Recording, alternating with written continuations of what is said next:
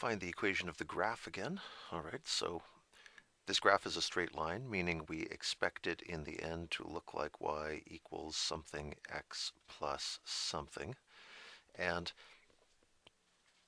these numbers are going to be the slope, which we'll have in a few minutes, and the y-intercept, which we can't even see on this graph. It's got to be up there someplace, but we'll have to calculate it because there's no way we're going to read it. It's off the top of the page. If you saw the previous example, you know that we attack these by looking for a couple of well-defined points whose coordinates we know for sure, meaning not points like this where we'd have to eyeball that and say that's like 2.7 comma 4. You want something where the points are fairly clean.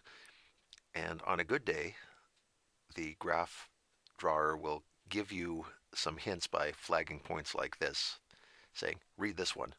We put a little dot on it to encourage you to pick out this coordinate. The coordinates of this point are 2, 1, 2, 3, 4, 5, 6, 2, 7, it looks like. That's a point we can use. They seem to like this point here. I was noticing the coordinates of that point are pretty good, 3, 2, but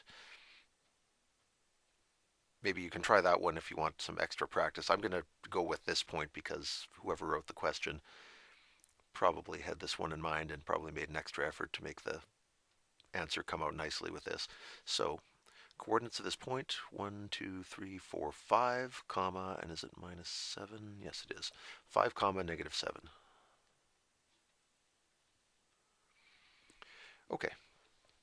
Given 2 points, we can find a slope easily enough. Slope, as you know from your previous classes or maybe from your formula sheet, is the difference in the y-coordinates over the difference in the x-coordinates, which for this would mean, let's see, minus 7 over 5 minus 2, which is minus 14 over 3. Okay, so there's our slope. That means our line is going to be y equals, the slope is minus 14 thirds, x plus a b that we don't know yet. How do we get it? Well, we need to plug in a point, some point that this line crosses through, an x-coordinate and a y-coordinate. So you could use either one of these. It shouldn't matter which. I will take this one. I'll prove my courage by working with the negative number. So the y is minus 7 equals minus 14 thirds times the x is 5 plus b. This is 5 over 1, so when we multiply the fractions, we get minus 7 equals minus 14 times 5 is minus 70 over 3 plus b.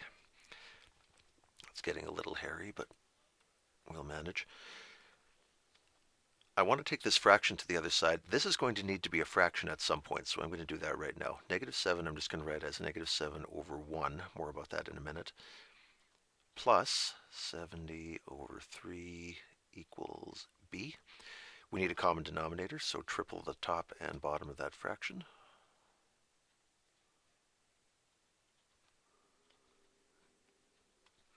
And we get minus 21 thirds plus 70 thirds equals b. Therefore, b is 49 thirds. And so our finished line is, up here we had y equals minus 14 thirds x plus b, which we now know is 49 thirds. Not the nicest line equation you'll ever see, but if we can handle this, we can handle anything.